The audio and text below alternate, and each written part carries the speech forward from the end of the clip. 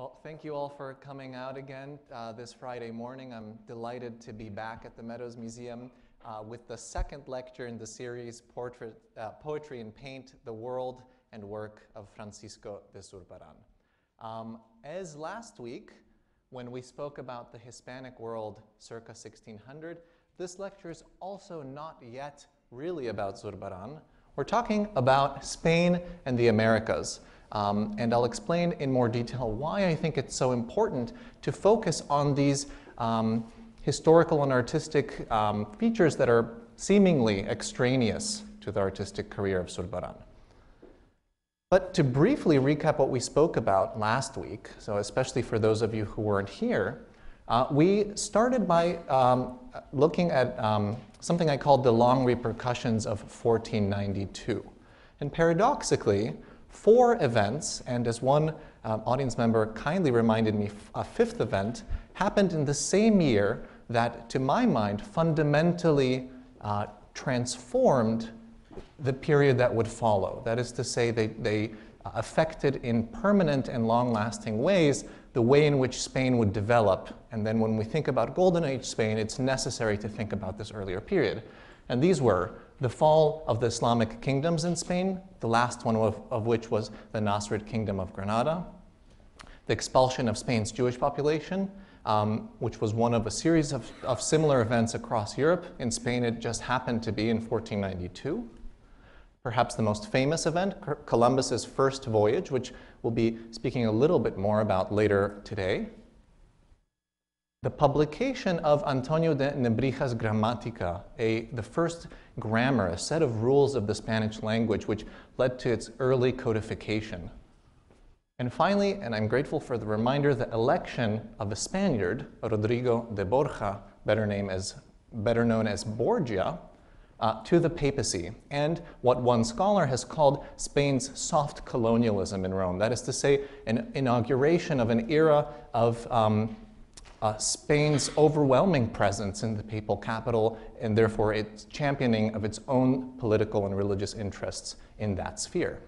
And just mentioning Borja or Borgia, of course he's most famous for his notoriety, and especially the notoriety of his 2 children, Cesare and Lucrezia, who is thought to be the woman represented here in the guise of the goddess Flora.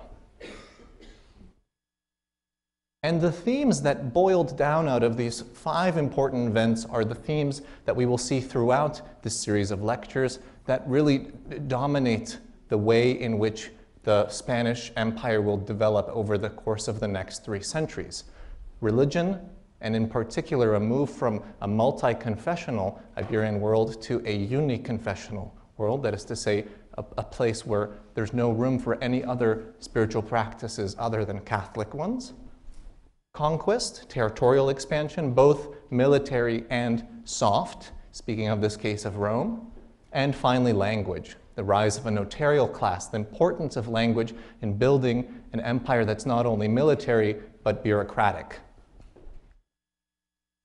But in today's lecture, well, please allow me a short digression before I start. A couple of weeks ago, I gave a lecture to the docents, and I made the mistake of revealing how much I loved the pants that Zebulon was wearing. And so at the beginning of last week's lecture, very kindly, one of the audience members approached me with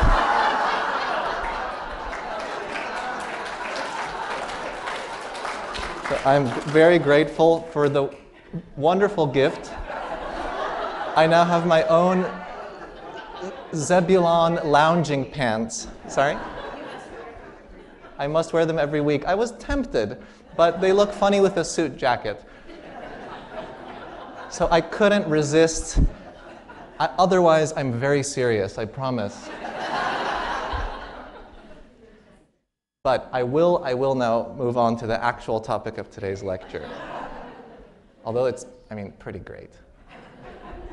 So today, there will be 5 sections, and as usual at the beginning of each section, I'll be returning to this slide to give you a sense of where we are in the larger lecture. The first one is the basic question: why do the Americas matter to understanding Golden Age Spain? Seemingly a simple question, one that I think is essentially important. A second question, a European's world in 1491, right before the discovery of the Americas, what is the worldview of an individual in the so-called Old World? And in contrast, what is the New World? What happens when Europeans arrive in the Caribbean in 1492 and onwards? What are the cultures that they encounter, and how do the specificities of those cultures affect the ways in which visual culture will adapt in the colonial period to those areas?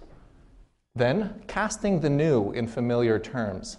This is something that I think has particular relevance to understanding the series of paintings upstairs.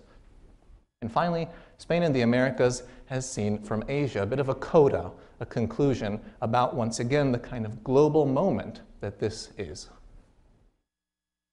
So, why do the Americas matter? Well, most basically, as many of you know, and at the most kind of, let's say at the smallest level, it's believed that the series of paintings upstairs was likely destined for the Americas, perhaps for Peru. We know that there are copies of this series, or made after this series, both in Peru and in Mexico. Furthermore, we know that there was a vibrant artistic market in Spain specifically geared towards producing artworks for the Americas. 1,309 paintings were sent to the Spanish Americas from Spain during 18 years, between 1647 and 1665, approximately 73 paintings per year, although of course some years they may have been none, and other years they may have been hundreds. And this is a snapshot that one particular scholar had decided to focus on, looking at what the trade is in that period. But it's telling of the enormous artistic output out of Spain into the Americas, in which we know Zurbaran and his workshop are participating. And one of the wonderful ways in which we know about this is a particular legal trial. And to give you a little bit of background, well, this is an unrelated image, but I think it'll serve us a purpose of illustrating what this legal trial was about. This happens to be a float from a parade in the 16th century representing a ship, but what interests me is the fact that there are images included on the ship, perhaps paintings that are painted on its sides. You can see those here. Now, this is a selection of pictures by Zurbaran, and the reason I'm bringing these two sets of images together is because the legal trial is when Zurbaran sues a man named Diego de Mirafuentes, a ship captain to whom, it turns out, he had entrusted a large number of canvases. We know they were rolled up, and Mirafuentes was about to set sail for the Americas, and Zurbaran hoped that Mirafuentes would deliver those paintings to the art markets, perhaps of Buenos Aires or maybe of Lima.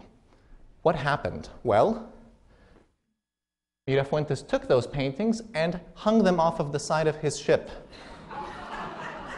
Turns out in one of the ports where he had docked, there was some sort of fiesta, and he decided that the best way to participate was to decorate his ship with the cargo that he had. So although this is a set of paintings from Zurbaran that I've chosen at random, they give you an idea of what this may have looked like. Unfortunately, all of the paintings became waterlogged and were essentially destroyed, making them unsellable on the market as Zurbaran had hoped. And this is the legal trial that Zurbaran becomes involved in 1640, precisely related to the American trade.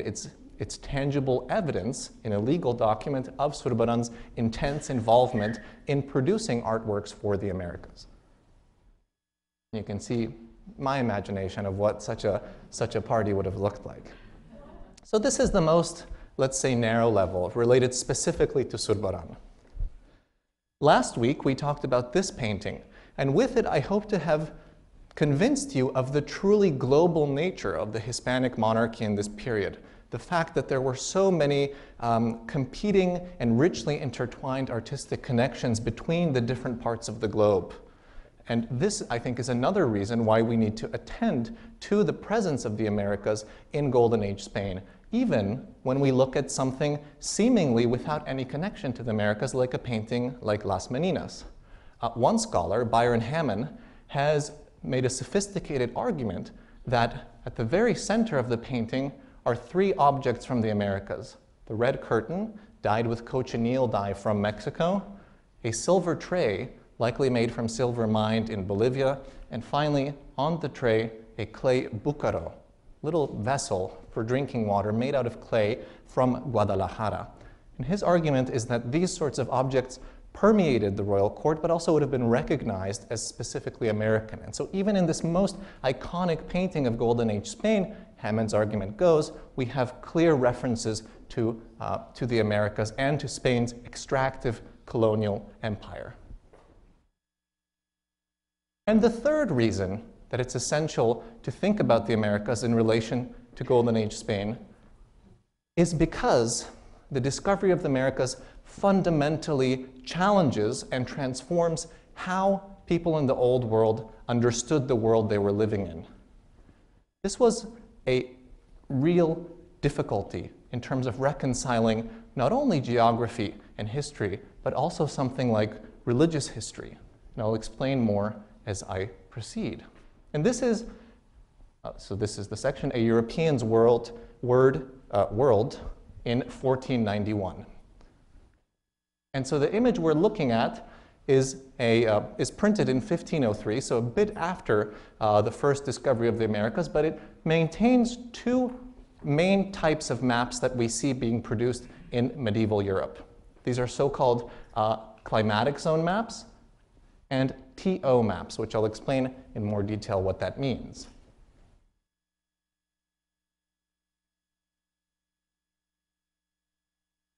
So if we look first at the TO map, I'll explain a little bit what its components are. And keep in mind, this is a representation in visual terms, almost a diagram of how the known world was understood to be organized in this period. It's organized through water. Here we have the Mediterranean Sea in this downward-facing scroll, and these two lines stand in for the great rivers of the known world, the Don River in Russia and the Nile River in Africa. And this is where the T comes from in TO.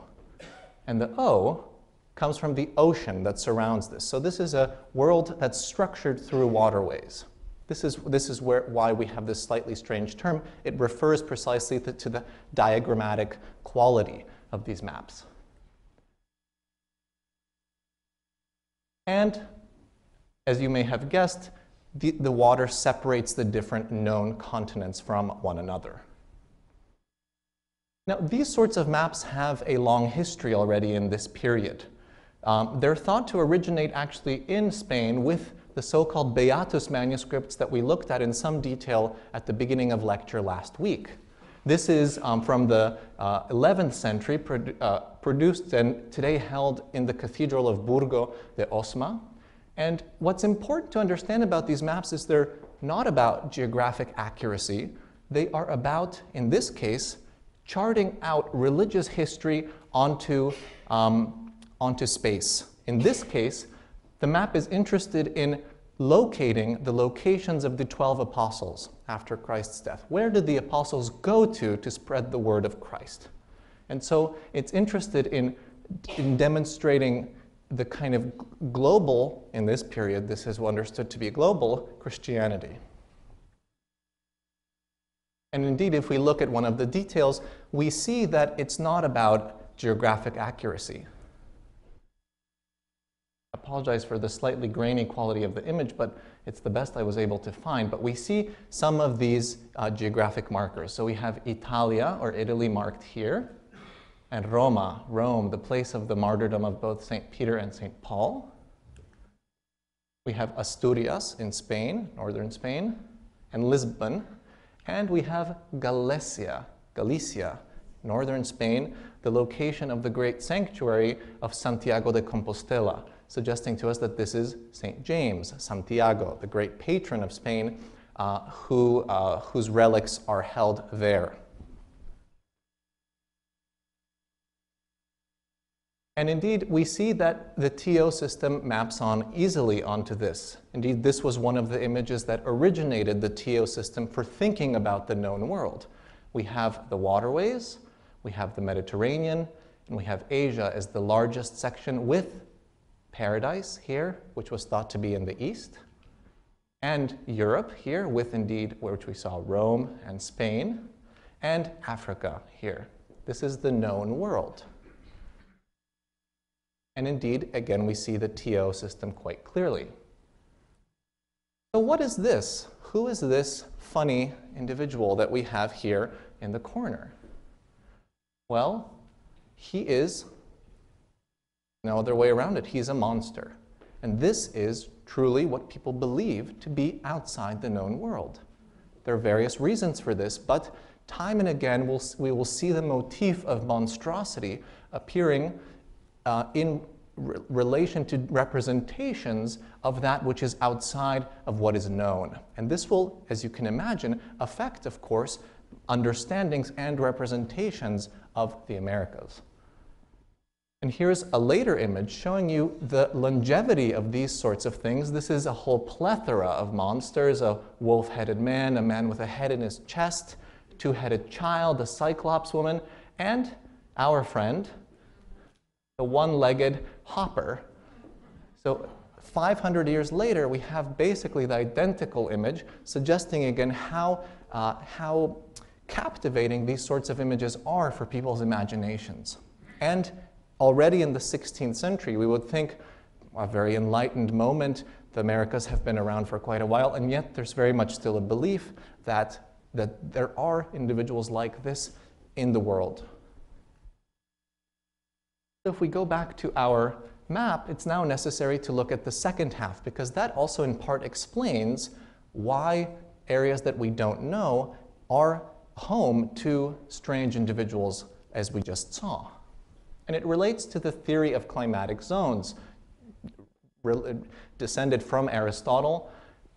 And so the map shows us the northern Arctic sphere, the southern Antarctic sphere, something they call the equinoctial circle, or the kind of central sphere around the equator, and the two tropics. And this region is where Europe is, where the TO map is placed, and it's the region considered to be inhabitable for human life. The central region to the south is considered to be uninhabitable, and then there's a lot of discussion about what happens here. Theoretically, it may be an inhabitable region, but is it feasible that there are people there at all if they're not mentioned in the Bible, if they're not included in the text by which the known world is organized? And so this is where the question of monsters comes from. Is this a place where there are monsters? So where do the Americas fit in this? How do you reconcile this stiff, ossified system of knowledge that's been in place for hundreds of years, that has incredible longevity and power of captivating people's imaginations, with the discovery of a new land? This is a wonderful schematic map of the known world, again, much later than the discovery, 1581, almost a century later, where Africa, Europe, and Asia are represented as three clover petals around the central city of Jerusalem. And you'll notice America here represented perhaps significantly in the same green color as Asia. After all, there's a reason why it's called the Indies. There's, of course, a long-standing belief that the Americas were simply an extension of Asia, and this may be why. And it's worth pointing out the charming detail that the Red Sea is actually represented in red color. Well, what we'll see in the rest of the lecture is ways in which Europeans begin to try to reconcile precisely this tension between what's known, what is established as known fact, both historically and geographically, but also very significantly in religious history. But first, I'd like to talk about what is this new world into which people arrive. So this is a map of the pre-Columbian Americas with the three great empires that the Spanish will encounter at their maximum moments of territorial extent. The Aztecs are here in red, the Maya in green, and then the Inca here in orange. And I'll be talking mostly about the Aztec and the Inca. These are two young empires. The Inca, believe it or not, are really only around from the 13th century with maximum territorial expansion from the 1450s. And the Aztec are, their foundational myths place their founding around 1325. Of course, this isn't to say there aren't prior developed societies and imperial systems in these places, but the societies that the Spanish encounter are very, very new, relatively speaking. Even especially if you consider something like Oxford is established in around 1096. It's amazing to think in this long historical term that something like the Aztec Empire may be, in fact, younger than Oxford University. Now, these are two empires which are interested in their own history.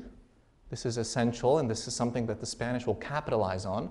Both the Aztec and the Inca make pilgrimages to local existing sites, including the great city of Teotihuacan, where the Aztec collect relics, where they perform annual pilgrimages, and the Inca, who travel to the site of Tiwanaku, which they consider part of their imperial line. And these are two empires that are fascinated with the power of the image, you could say, or the artistic object, but in fundamentally different ways. And I stress this because this will, as I mentioned, fundamentally affect how Spanish colonial imagery will develop in those areas. If we look at this spectacular, large-scale figure of the sun in the dress of an eagle warrior, we see in some ways many things that the Spanish would recognize. It's a large-scale representation of a human figure, represented more or less naturalistically. It's in a technique that the Spanish would recognize. This is something that they can approach and understand for what it is. It's an art object that also is symbolically charged. The Inca provide a more complex scenario for the Spanish to confront. There's very little figurative representation, nothing like this certainly. There's no manuscript painting tradition as we see in Mexico. Indeed, the system of value is very different in terms of artistic production. Among the Inca, the more important the building, the more labor-intensive will be the carving of its stones. This perhaps is therefore one of the great Inca masterpieces, an object where every seam is basically perfectly flush with the stones around it. There's no way to insert anything in between these, and this is an immensely labor-intensive process. We see it also with Inca weaving techniques, which we know take many hundreds and hundreds of hours. And this is how prestige and artistic achievement are expressed, through the investment of time. So, casting the new in familiar terms. We know now that the Spanish are arriving in the Americas, they're encountering different cultures, and they have their own preconceptions about the world. So how do we reconcile this? How do they reconcile the new with what they know? And indeed, we see time and again in the early colonial period a focus on casting what they see in terms that they bring from home. And I'll start with one particularly evocative example.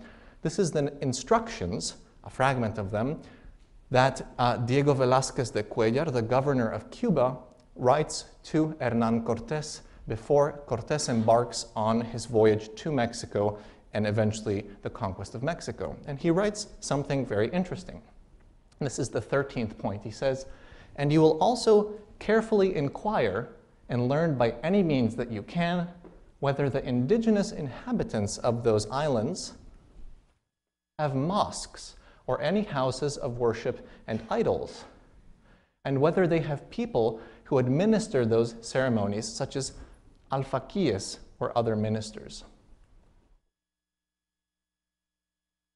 Now, both mosque, the term they use in the letters mezquita, and alfaqui, which is a term coming from the word faqih, or expert in Islamic jurisprudence, suggest to us that there is a need to cast these unfamiliar things in terms of from the old world, but interestingly, making reference to Islam, right? So casting things as familiar and yet as other, as different, making it clear that this is different and yet it comes from a world that is familiar to the people who are involved in this process. We see it time and again. Martin Vázquez, a conquistador, refers to the city of Cholula in central Mexico as a pueblo morisco, a Moorish town. And Bernabé Cobo declares that the royal chapel in Cholula had been built in the style of the Mosque of Córdoba. And interestingly, the royal chapel in Cholula is a colonial building. But we can indeed see the similarity, and we can understand Cobo's description as coming out of this tradition of thinking about what is in the New World in terms drawn from what is from the Old. And we see here on the left the Great Mosque in Córdoba, and here this wonderful, airy, and yet very kind of rhythmic structure of the royal chapel in Cholula from the 16th century. Even the city of Mérida in Mexico is named after the Spanish city because the Spanish, when they arrive in the Yucatan, are reminded of the great Roman ruins of the Spanish city because of all the stone and mortar buildings they encounter in the Yucatan. And it's important to explain why this is. Why referring to specifically this Islamic past of Spain? Why thinking about newly discovered things in these terms? It's part of a larger project which we observe, where the reconquest of Spain, that is to say, the Christian kingdom's southernward push into the Iberian Peninsula and eventual conquest and displacement of the Islamic kingdoms throughout the medieval period in Spain, becomes recast as the conquest of the Americas. We see so many parallels between these two processes. For instance, the figure of Santiago Matamoros, St. James the Moor Killer, and is one of the most important figures in Spanish religious history. And we mentioned him when we were looking at the Beatus of Osma map with the sanctuary in Galicia. And lest there be any confusion as to what's represented, Paulo de San Leocadio, who's an Italian painter who actually comes to Spain at the invitation of Rodrigo de Borja, the future Alexander VI, has included a turban here at the very center of the front of the image to make it clear that this is a representation of a Islamic Christian and Islamic battle. And the scene, which is represented time and again, is Santiago's miraculous apparition at what may be actually a mythical battle of Clavijo in the 8th or 9th centuries, if I'm not mistaken. Now, what's interesting for our purposes is that he becomes recast as Santiago Mata Indios, St. James the Indian Killer. And this is a later painting, 18th century, but referring to an important moment in the narrative of the conquest of Peru, when the Spanish find themselves in a difficult situation during a battle in Cusco, in particular in the house of Sunturwasi, and St. James appears in order to assist the Spanish in their battle. So St. James the Moor Killer becomes recast as Santiago Mata Indios. And this is, again, another persistent iconography that we see time and time again throughout the colonial period, but developed out of an iconography that we see in Spain for many centuries prior. I'd just like to draw your attention to this beautiful representation. I think it's such a nice detail in this painting, and it's a tunic that you'll recall as our three gentlemen from Esmeralda's wearing last week. So it shouldn't therefore surprise us to see paintings like this one, painted in Peru, but representing the Nativity with the Inca included within it as one of the three kings. We see a persistent attempt to connect New World history to Old World history, particularly in the sphere of religion. And this is perhaps one of the most significant examples of this happening. Not this image in particular, but this image illustrates what I'm discussing. And I apologize for the quality, but the image itself is quite abraded. It's a representation of the martyrdom of the Apostle St. Thomas.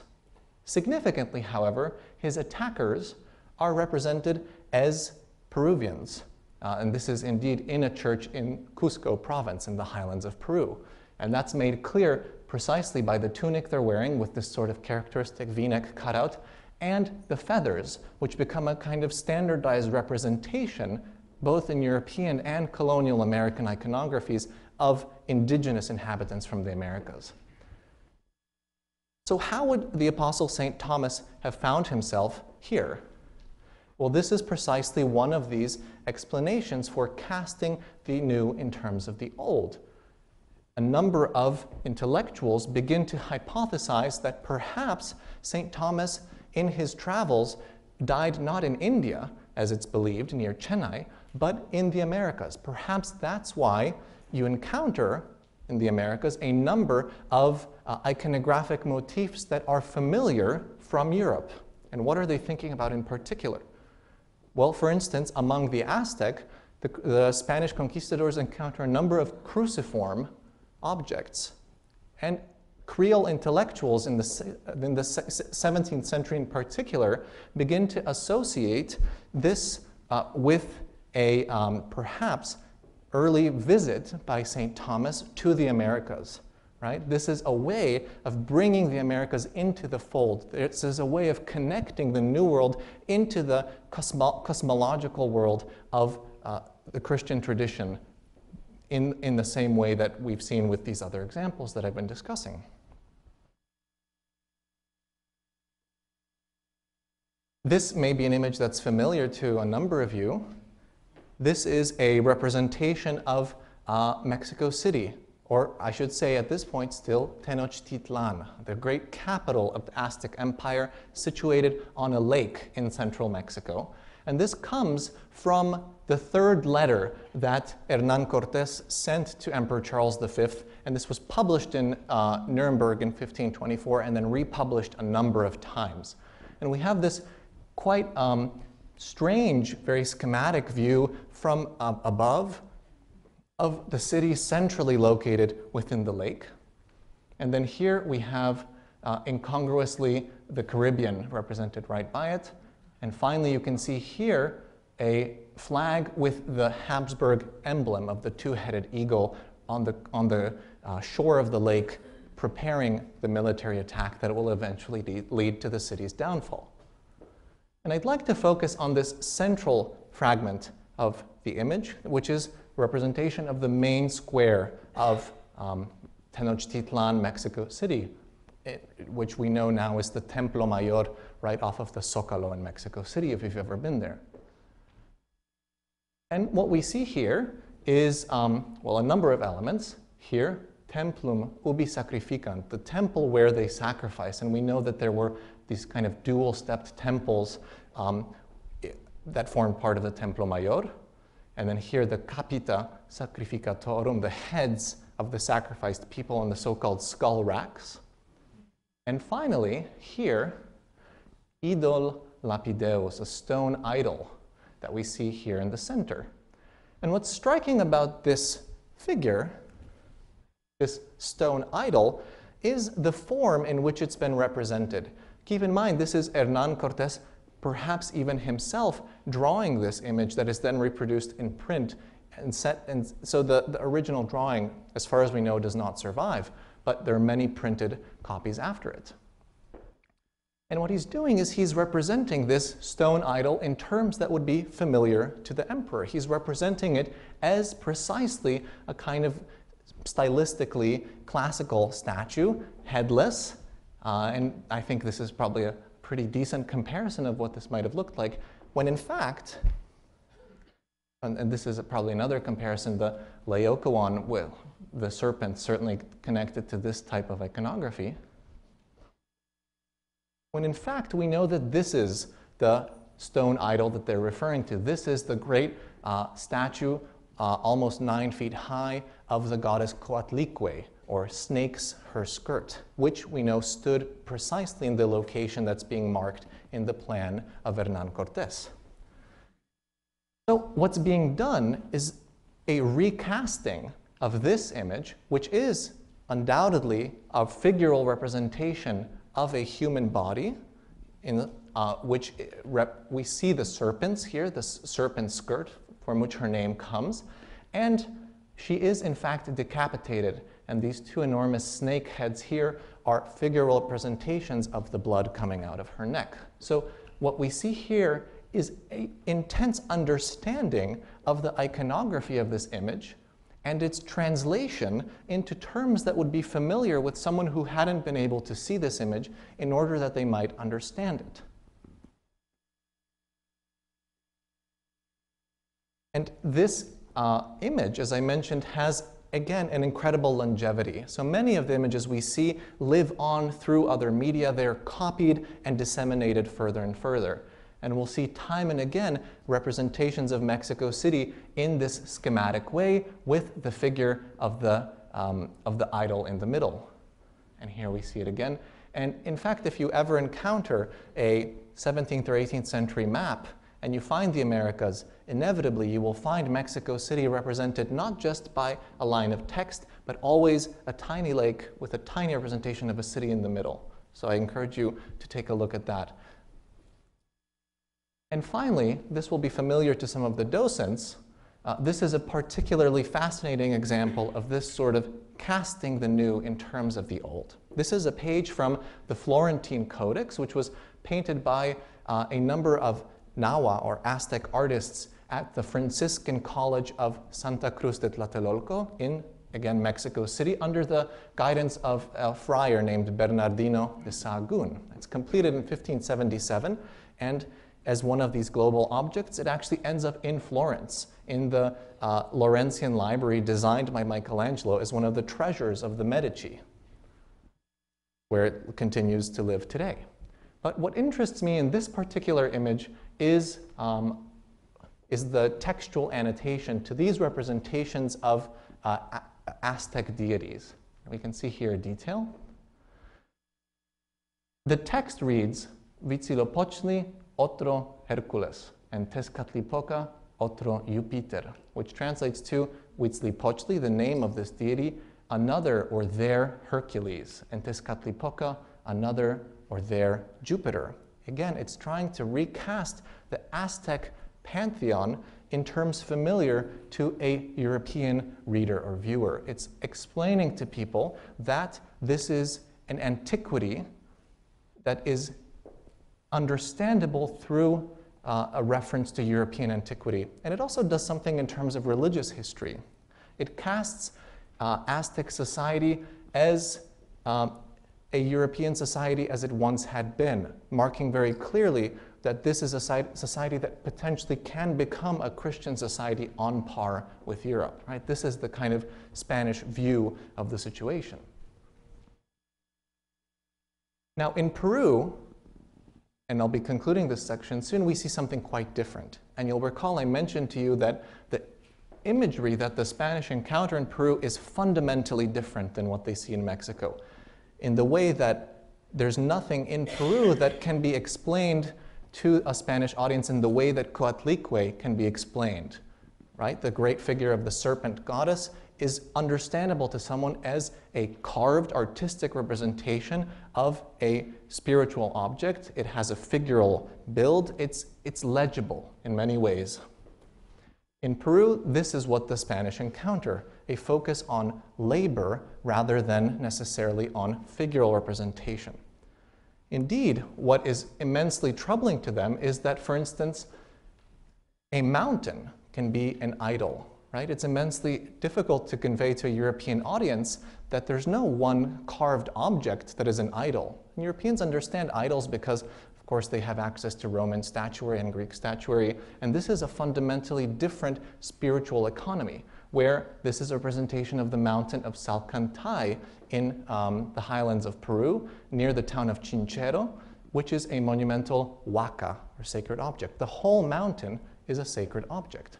And how do you deal with this? In Mexico, you can bury a stone idol, you can burn it, or you can destroy it and replace it with a Christian image. And what do you do in this case? I'm sorry for this very poor quality image, but it's very hard to find a better one. But it illustrates the point I'm trying to make very clearly. This is a representation from the 17th century of the Virgin of Montserrat, an important Spanish religious cult of the so-called Virgin of the Serrated Mountain, which is outside of Barcelona in Catalonia. And I'd like to look at one particular detail as I wrap up this section, which is this scene of two angels sawing at a mountain.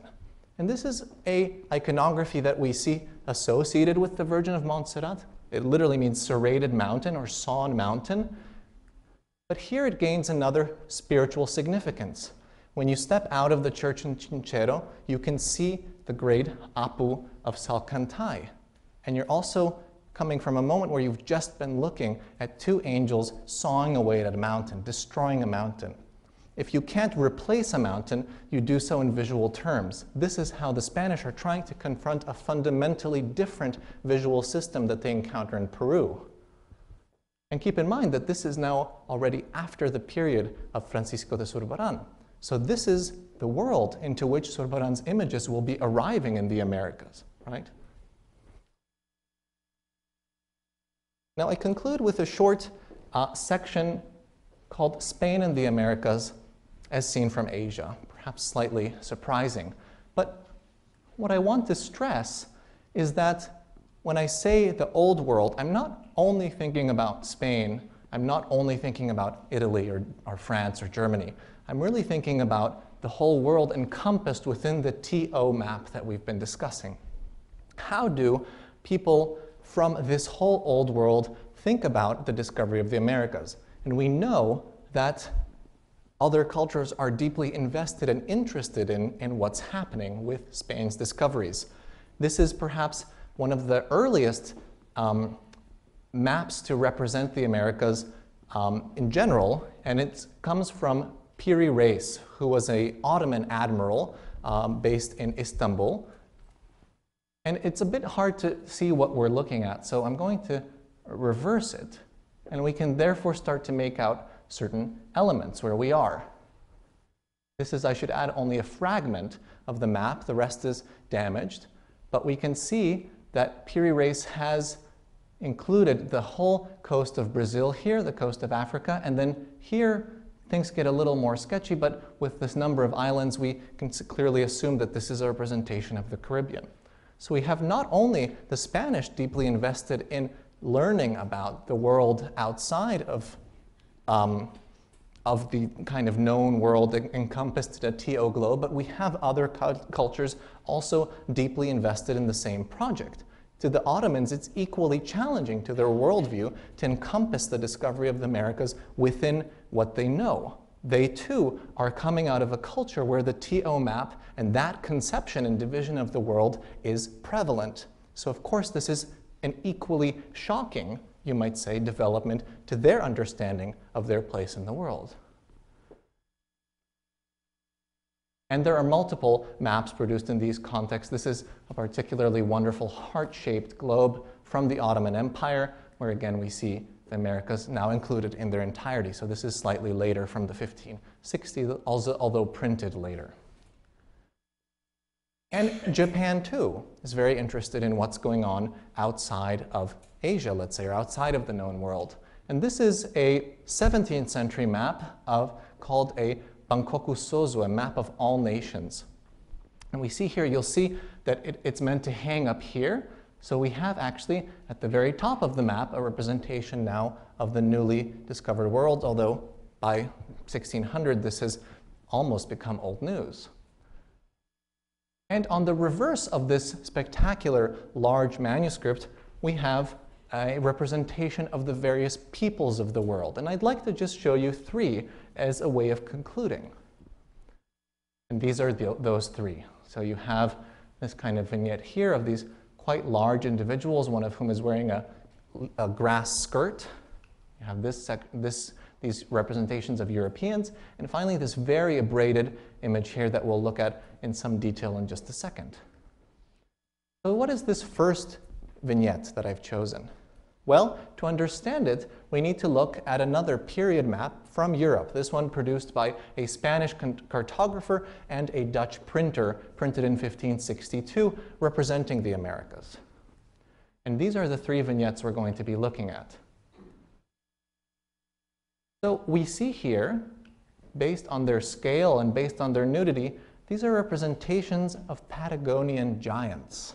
Japanese here have likely had access to a European print, perhaps precisely a map of this type, and they've drawn from it in order to include the Patagonian giants, who were believed to have been transformed into this monstrous race precisely through their living in the southern hemisphere, precisely for being in this kind of potentially uninhabitable sphere. And you can see them, the two of them here, with a much smaller individual by them. And they've been translated here as a kind of fully legitimate and truly existing people on par with the Japanese and with the French and with the Germans, who we see also included in this map. And this is precisely what I was referring to, so precisely their life in the southern hemisphere. The second vignette comes from, or should be connected to, this map, and it's particularly its section on Brazil. And in Brazil, we have representations of cannibals. Cannibalism is another theme that becomes persistent in representations of America. Although it's not monstrosity per se, it's certainly connected to this kind of fear of otherness and a fear of what people will encounter when they do get to the New World. And if you can just make it out, although I understand it's a bit hard to see, you have two half-naked people, and right here, two delicious limbs roasting over a fire. And interestingly, it's worth noting the difference in color of the limbs and of the people preparing them. So it's very much precisely this kind of anxiety, even from the point of view of Japan. You would think that we're so far away that maybe this is simply in the realm of the imagination, but no. We know that there are Japanese ambassadors traveling to and forth, both Mexico and Europe in this period, so Japan is also deeply connected in these global networks of circulation. And here we have, again from Münster, a very similar image, although no fire, but the same kind of man. He's holding the same kind of cleaver. So we have these images in a kind of network of circulation of ideas, but also of images. And here we have what I suspect are probably Polish people, which is a particular interest of mine. But I think I think this is a pretty convincing parallel, perhaps from Cesare Vecellio's Abiti degli Antichi. Vecellio was incidentally a cousin of the painter Titian, and he produced a book of costumes, which we know was disseminated widely, which inspired paintings in the colonial Americas, which inspired a number of paintings throughout Europe, and very well may have also traveled to Japan. So with that, I want to briefly conclude by saying, once again, and explaining why I've spent so much time talking about something that seemingly has nothing to do with Zurbaran. Zurbaran himself as an individual, and also the works that he's producing, oftentimes along with his workshop, are living in this world. They're thinking about distance. Zurbaran is thinking about how to get his works to the Americas. As we heard, that's not always so easy if you have a potentially tipsy ship captain say, let's unfurl these and hang them and have a good time.